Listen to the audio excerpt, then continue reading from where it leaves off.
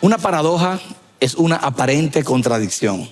Es una situación o afirmación que parece lógicamente incoherente, pero sin embargo tiene sentido.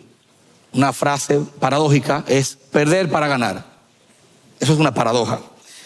Por ejemplo, en medicina hay muchos procedimientos quirúrgicos que ameritan una ruptura de ciertos miembros para llevar a cabo una efectiva reparación. Romper un miembro para repararlo. Es una paradoja. Ahora, para poder arreglarme tengan que romperme, pero es así. Hay títulos paradójicos y definitivamente, y este es uno de ellos, hablar de la sanadora herida de la verdad. Es un título paradójico. Normalmente cuando pensamos en herida, no visualizamos el aspecto sanador. Pero cuando tratamos la verdad como efecto, no importa las heridas que ésta produzca, siempre habrá un impacto que apunte a Dios, porque toda verdad es verdad de Dios.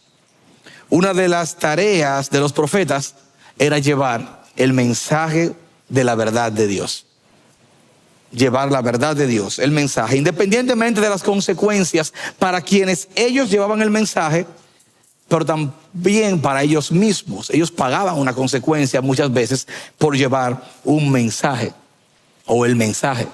En el versículo 7 del pasaje que venimos estudiando del segundo libro de las Crónicas, del capítulo 18, el versículo 7 específicamente, dice de la siguiente manera: y el rey de Israel dijo a Josafat: todavía queda un hombre por medio de quien podemos consultar al Señor, pero lo aborrezco, porque nunca profetiza lo bueno en cuanto a mí, sino siempre lo malo. Es Micaías, hijo de Imla. Pero Josafat dijo: no hable el rey así. Señor, una vez más suplicamos tu sabiduría y tu dirección. Que el Espíritu Santo nos hable. Ten misericordia de tu iglesia y rompe el duro suelo que pueda haber en nosotros. En nombre de Cristo Jesús. Amén. El versículo 7 de este capítulo 18 del segundo libro de las Crónicas es la respuesta al versículo 6, a la pregunta que vimos hace apenas 2 semanas: ¿dónde están los profetas de Dios?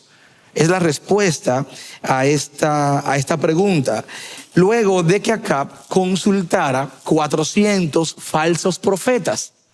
Y si usted viene siguiendo el hilo de lo que hemos venido tratando de las últimas semanas, usted puede entender de lo que estamos hablando. Es la respuesta de ellos.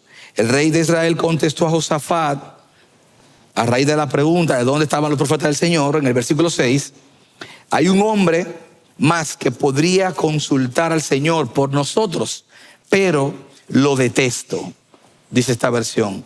Nunca me profetiza nada bueno, solo desgracia. Es la Nueva Traducción Viviente. Se llama Micaías, hijo de Imla. Si algo es verdad, aunque sea doloroso, necesitamos asimilarlo. Si algo es verdad, aunque sea doloroso, necesitamos retenerlo. Necesitamos practicarlo, aunque su efecto no sea agradable. Por ejemplo, la mayoría de los efectos de recuperación de cirugías tienden a ser molestosos. Son molestosos, pero son sumamente necesarios para el desarrollo de los pacientes. Es imposible hablar de una recuperación a nivel quirúrgico sin esa molestia no hay una forma. Asimismo es la verdad de nosotros. Asimismo es la verdad cuando opera en nosotros. La herida de la verdad es sanadora. ¿Pero es sanadora para qué? Para nuestro orgullo. La herida de la verdad es sanadora para nuestro orgullo.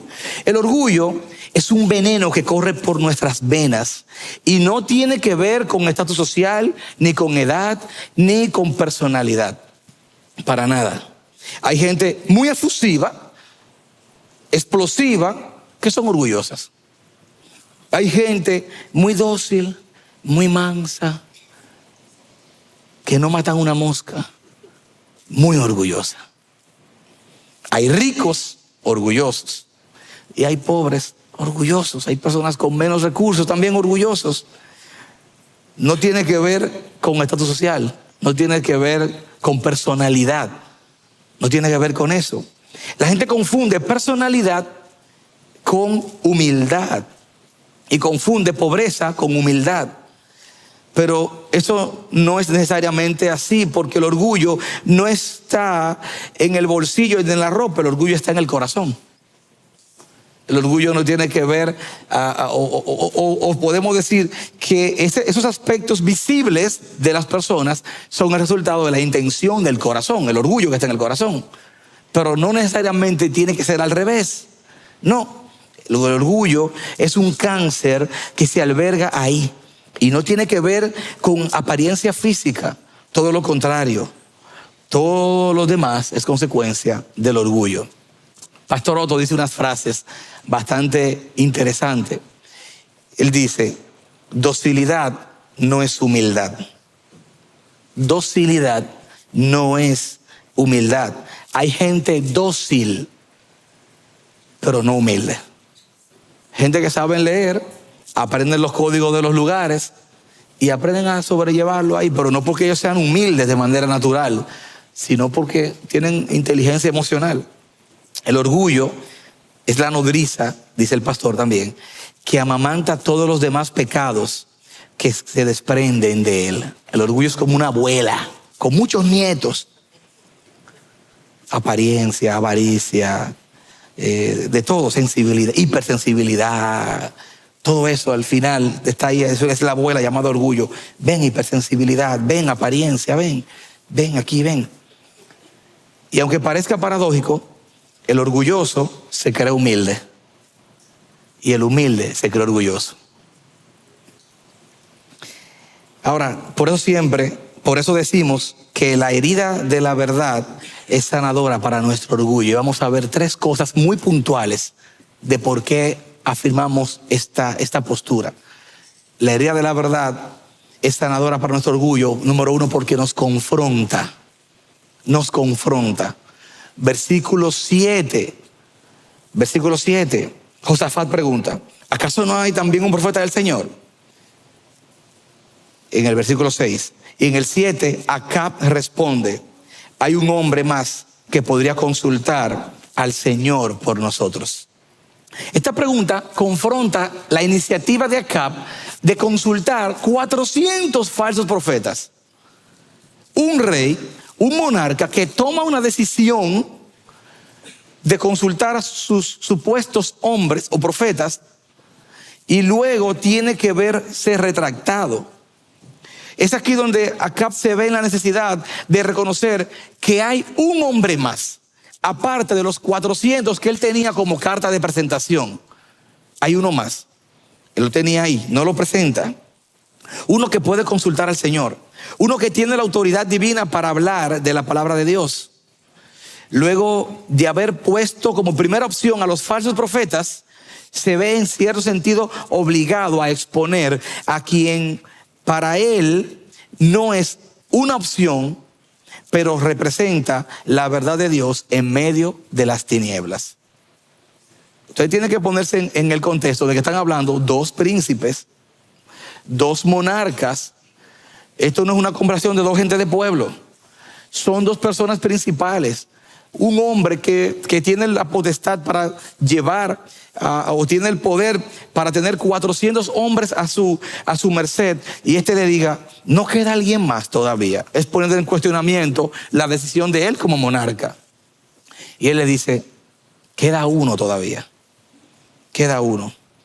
Cuando somos confrontados por la verdad, somos puestos en evidencia, y solo aquellos que mantienen una sensibilidad espiritual son capaces de levantar las manos y rendirse ante la confrontación. No todo el mundo tiene la humildad de reconocer cuando es confrontado.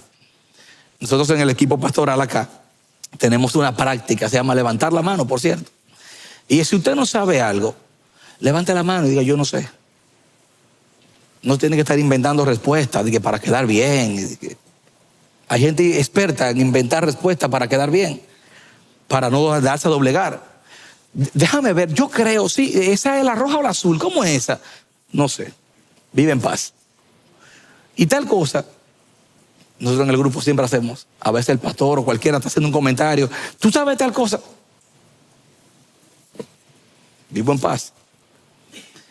Acab asienta la cabeza y afirma una verdad que él mismo no quiere asimilar. Hay un hombre más que podríamos consultar. Después de haber presentado 400, queda uno. Acab seguro estaba acostumbrado a usar su poder e influencia para retorcer la voluntad de los que estaban cerca de él.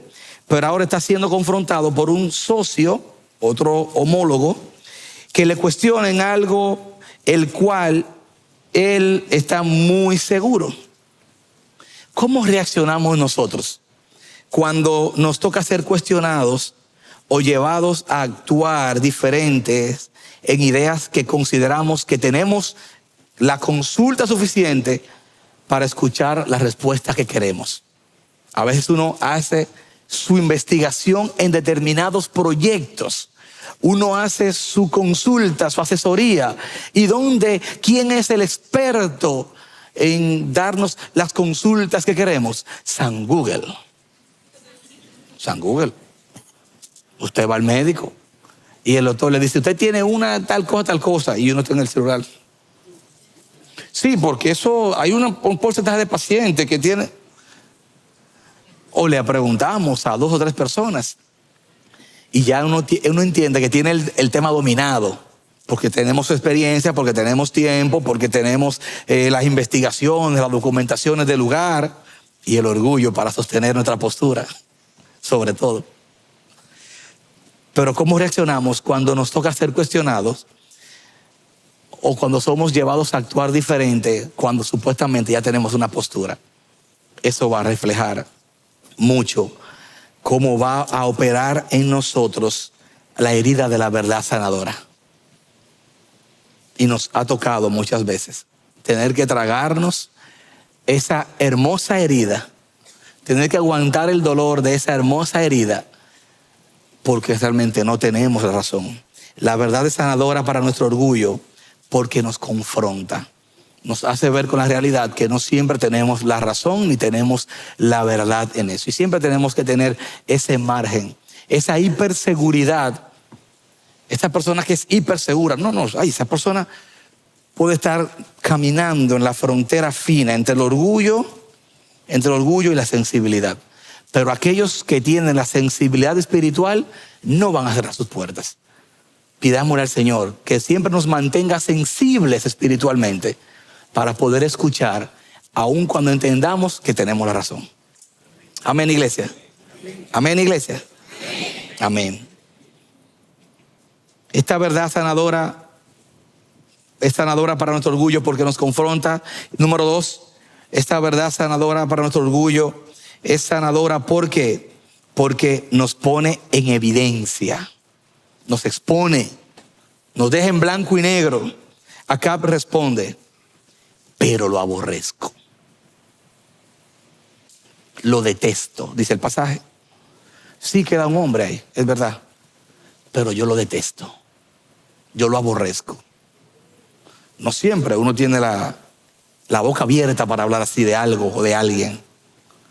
Y cuando tenemos la libertad ya de decirlo a ese nivel, es porque está muy calado en nuestros corazones.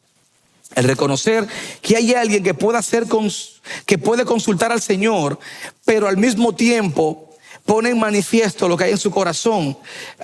¿Cuál es ese manifiesto? Lo aborrezco, lo aborrezco. Hay un mal que afecta nuestra dentadura. Sí, usted posiblemente lo tiene. Y se llama la calcificación. La calcificación en un diente es un trauma que no siempre le provoca problemas severos al diente, sino muchas veces al nervio que mantiene vivo al diente. El problema con la calcificación, con el respeto de todos los odontólogos que hay en esta sala, son muchos ellos, comenzando por el pianista. El problema con la calcificación es que uno no se da cuenta de una vez del problema, sino que puede pasar años.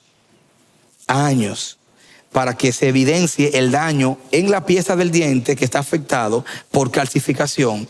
Y entonces ahí tenemos que ir al dentista y seguir los procedimientos. Hace mucho, yo estaba en una actividad en un museo acá y había una pared en cristal transparente. Y ustedes saben que yo no la vi. Era una actividad multitudinaria. Y yo iba caminando con mucha seguridad. ¡Boom! Ustedes saben que eso sonó en todo Santo Domingo. Y que yo me quedé buscando la moneda en el piso. Porque ese lugar estaba lleno de gente y yo estaba buscando una moneda. Mientras una lágrima solitaria salía por mi mejilla. Tratando de disimular el tablazo que me había dado en la boca. Y recuerdo que me voy buscando la famosa moneda que se me perdió, no sé cuál fue. Y dice baños. Y voy por allá. Y llego al baño. Y estoy ahí en el espejo, donde yo creo que estoy solo. Y entra un niño y me dice, ¿usted fue que se dio ahí ahorita? Yo, mira muchacho. Resulta que eso me condujo a un problema, pero no fue en el momento. Años después, con las llegadas de los segundos T, sobre todo, uno comienza a ver que tiene cierta sensibilidad ante el frío, en una pieza en particular. Uno comienza a ver que una pieza en particular comienza a descolorarse. Uno comienza a ver que una pieza en particular comienza a tener cierta sensibilidad ante cualquier cambio de temperatura en tu boca. Cuando uno se comía lo que sea, se bebía cualquier refresco sin problema y ahora está, tengo como que algo aquí. Y uno llama al odontólogo. Y el odontólogo te pregunta, el odontólogo, ¿tú te diste algún golpe alguna vez ahí? Pero hace tantos años de eso que tú dices, no, seguro. Vamos a hacer una radiografía. Y viene radiografía y el nervio partido. Pero tú nunca sentiste nada. Tú nunca sentiste nada. Y ahí vienen las consecuencias. Uno va perdiendo la sensibilidad, se va descolorizando la dentadura, viene la solución del odontólogo, hacer radiografía y comenzar un proceso de sacar el nervio. Porque ya no funciona. Porque al estar fracturado se va calcificando. Es una especie como parece un yeso. Y el nervio no fluye. No pasa lo que tiene que pasar por ahí para que el diente se mantenga vivo, entre comillas. Muchas veces nosotros tenemos ciertos traumas en nuestra relación con otros que al no ser tratados nos provocan una especie de calcificación espiritual. Una situación mal manejada, una diferencia con alguien, y eso quiebra mis nervios y se queda ahí. Y con el tiempo, un día, yo me voy dando cuenta, como que hay cosas como contra mí con esa persona. Como que hay ciertas cosas con esa persona. Y cuando vengo a entender, ya el nervio no sirve porque está calcificado. Y la solución es extraerme el nervio porque no hay lugar para la reparación. No hay lugar. Y en consecuencia, voy perdiendo sensibilidad espiritual. En consecuencia, siento malestar en mi interior cada vez más frecuente. En consecuencia, voy perdiendo el brillo que me caracterizaba como luz. Acab reconoce que hay un hombre que puede consultar al Señor. Reconoce que hay un hombre que es una autoridad espiritual, pero al mismo tiempo dice, pero lo aborrezco. Lo detesto, dice la Nueva Traducción Viviente. Acab está mostrando sentimientos calcificados contra el profeta Micaías. Está mostrando que hay algo quebrado dentro de él contra esa persona. La herida sanadora de la verdad nos pone en evidencia. Acab está puesto en evidencia como también cualquiera de nosotros que cualquiera de nosotros que aborrece a su hermano por causa de una conversación que no se asumió con humildad, sino que surgió el efecto contrario. La herida de la verdad es sanadora para nuestro orgullo porque nos confronta y nos pone en evidencia. ese hombre expresa un sentimiento de odio ante alguien que solo cumplía su papel de ser un portavoz de Dios. Se ensañó contra alguien que solo cumplía su labor profética. ¿Podemos sufrir por la verdad? Sí. ¿Usted se puede encontrar personas hostiles porque usted le diga la verdad? Sí, claro. Esto es un ejemplo de ello. ¿Usted se puede encontrar a alguien hostil y resentido con usted porque usted sea un agente de luz? Sí, eso es normal para un cristiano y para alguien que sea un promotor de la verdad. Eso es normal. En 1885, Robert Law tituló su comentario sobre Primera de Juan, Test of Life, prueba de vida. Allí expuso 3 pruebas cardinales, 3 criterios mediante los cuales podemos discernir entre los maestros verdaderos y los falsos.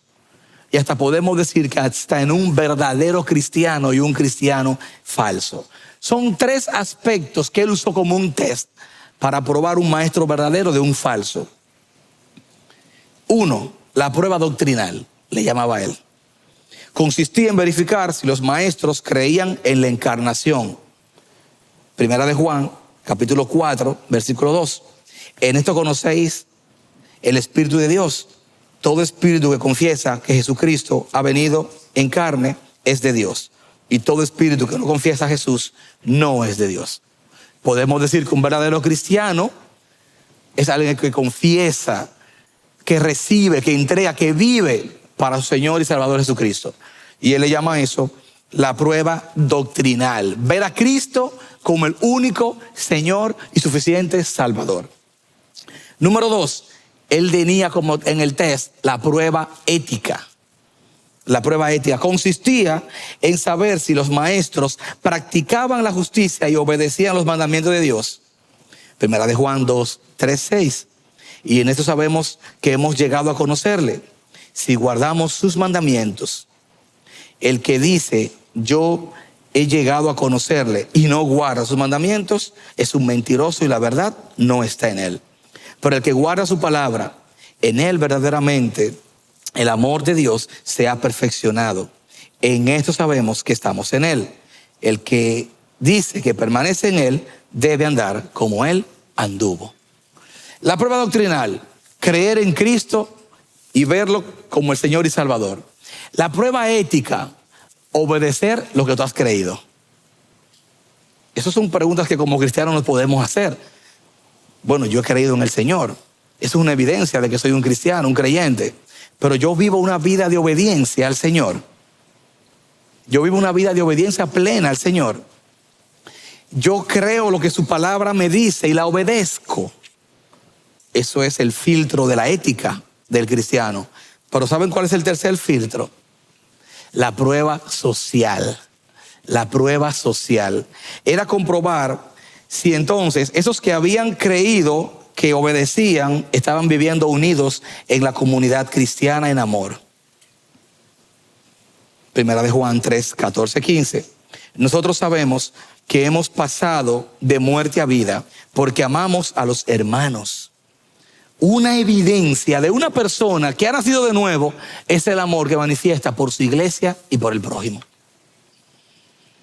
Repito, una evidencia de una persona que es un verdadero cristiano es la forma en cómo ama al prójimo, comenzando por su comunidad de fe.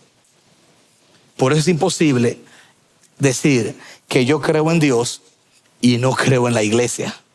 Que yo creo en Dios y no creo en la comunidad de fe. La prueba social tenía que ver con esto. Primera de Juan 3:14. Nosotros sabemos que hemos pasado de muerte a vida porque amamos a los hermanos. El que no ama permanece en muerte. 15 de Primera de Juan 3. Todo el que aborrece a su hermano es homicida. Y vosotros sabéis que ningún homicida tiene vida eterna permanente en él. En otras palabras, el amor al hermano, el amor al prójimo es una evidencia de la conversión. Es una evidencia de que el Espíritu Santo mora en nosotros. No es algo extraño, es algo parte esencial de nuestra vida. Yo soy cristiano, yo voy a la iglesia, pero yo no conozco a nadie, yo no tengo vida de iglesia, no tengo relación con los hermanos. Yo escuché que estaban, pero yo no. Cuidado. Posiblemente estamos haciendo vida religiosa. Un verdadero creyente va también a amar al prójimo como evidencia de que Dios permanece en él. Y mira lo que sigue diciendo la Biblia. Primera de Juan 4:21. Y este mandamiento tenemos de él, que el que ama a Dios, ame también a su hermano. Primera de Juan 1:20. Si alguno dice yo amo a Dios y aborrece a su hermano, es un mentiroso, porque el que ama a su hermano, a quien ha visto, no puede amar a Dios a quien no ha visto. Colosenses 3:8-9. Pero ahora desechad de vosotros todas estas cosas. ¿Cuál cosa, Pablo? Ira, enojo, malicia, maledicencia, lenguaje soez de vuestra boca. No mintáis los unos a los otros, puesto que habéis echado al viejo hombre con sus malos hábitos. Colosenses 3:12-14. Entonces, como escogidos de Dios, santos y amados, revístanse de tierna compasión, bondad, humildad, mansedumbre y paciencia, soportando unos a otros y perdonándoos unos a otros. Si alguno tiene queja contra otro, como Cristo os perdonó, así también hacedlo vosotros. Y sobre todas estas cosas, vestíos de amor, que es el vínculo de la unidad. Señor, ayúdanos a amarnos como hermanos, de manera sacrificial. Ayúdanos, Señor.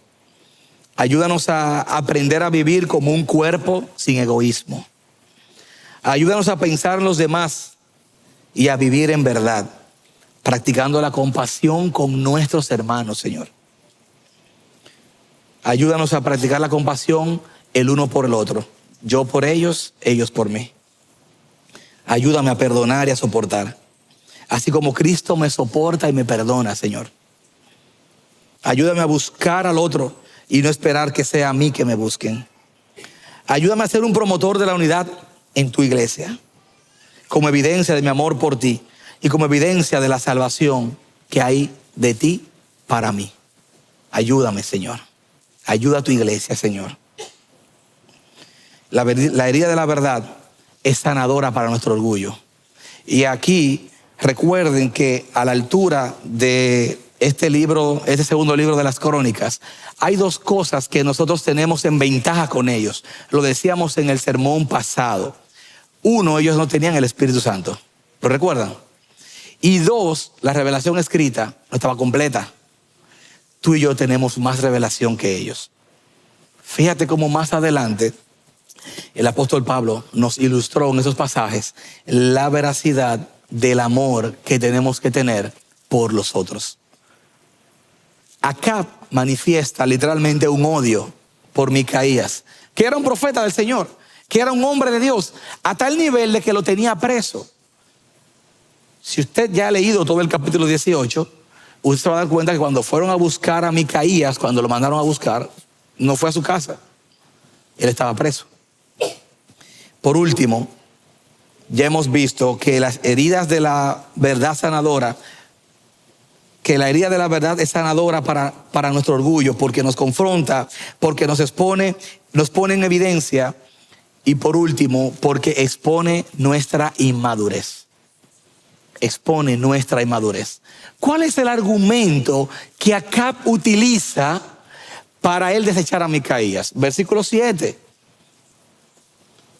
Vaya conmigo, él dice, porque nunca profetiza lo bueno en cuanto a mí, sino siempre lo malo. Por eso es un niño con una paleta. Es un niño peleando por una pelota en un parque. Es un niño peleando por una bicicleta. Mi bicicleta. Es que él no profetiza lo bueno delante de mí, sino siempre lo malo. Y un monarca tiene preso a un hombre por eso.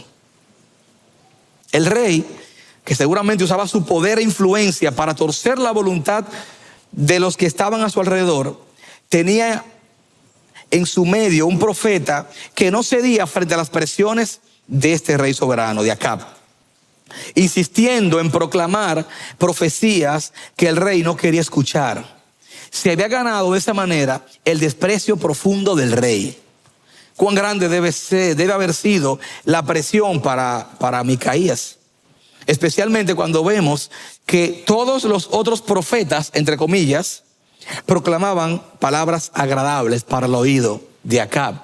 Es que tiene que ser extraño, porque si 400 personas te dicen, haz esto, y este te dice, no hagas eso, tomando en cuenta y la diferencia, ¿verdad?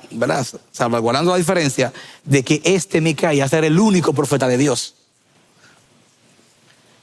Cuidado, hermanos, si nosotros estamos cambiando la verdad de Dios por todas las voces que dicen lo que yo quiero escuchar.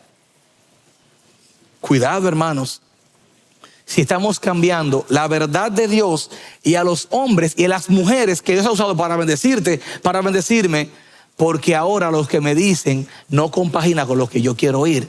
¿Sabe qué evidencia eso? Inmadurez. Inmadurez. Christopher Shaw comenta sobre este pasaje, es un autor de devocionales argentino, comenta sobre este pasaje. La palabra de Dios con frecuencia es confrontadora.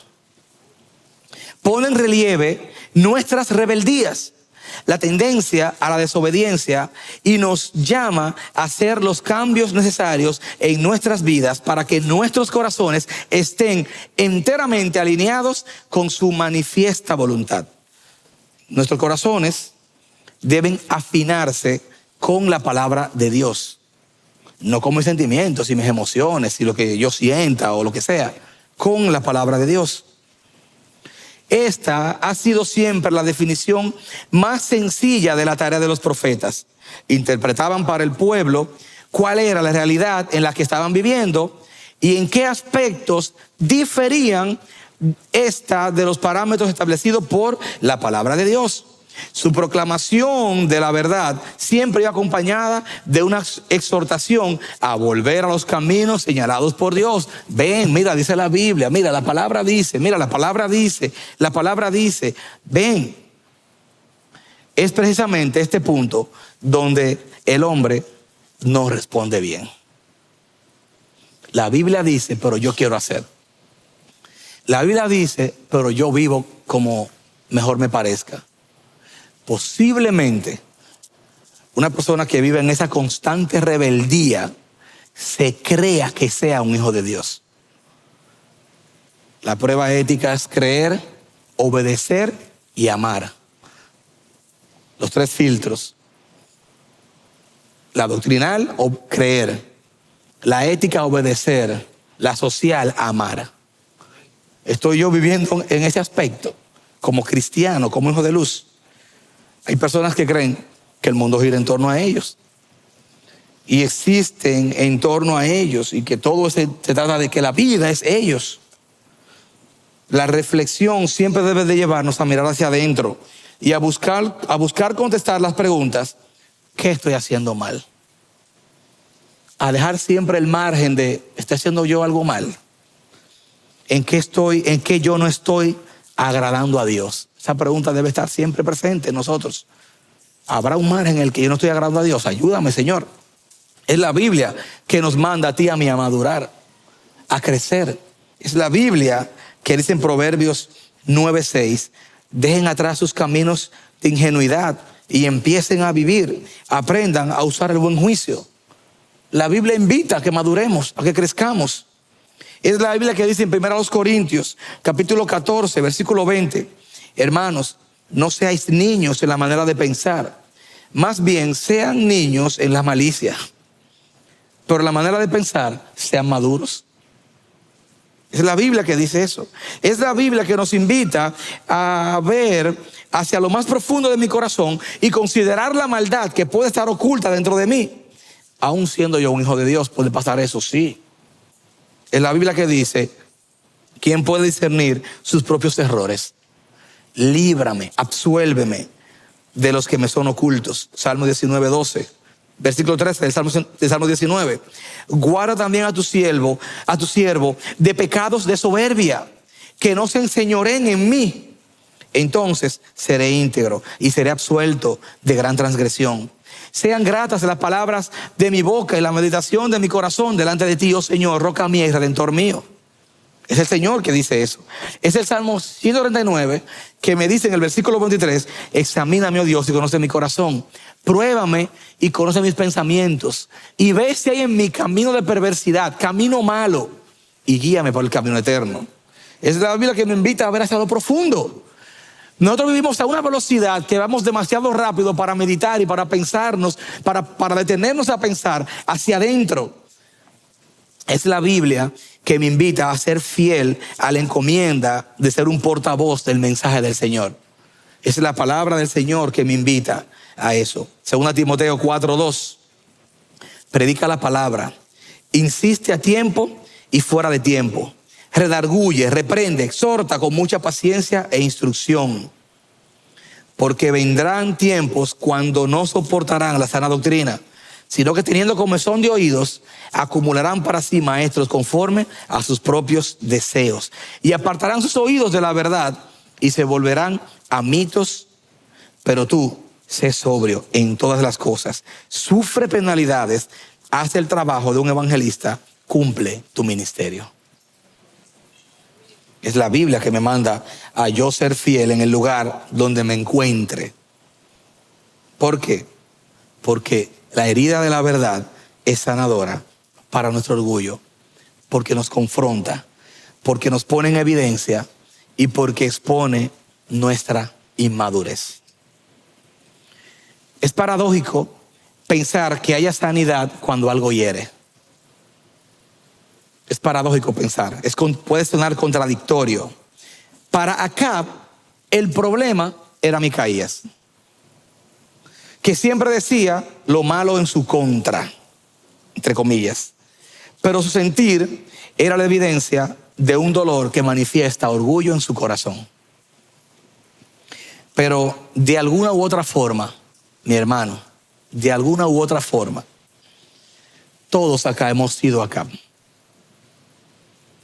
Todos hemos actuado como Acab, esperando el aplauso cuando nuestras acciones han sido incorrectas, esperando el espaldarazo cuando hemos actuado de manera mal, dejando que el orgullo y la inmadurez nos cieguen en muchos momentos.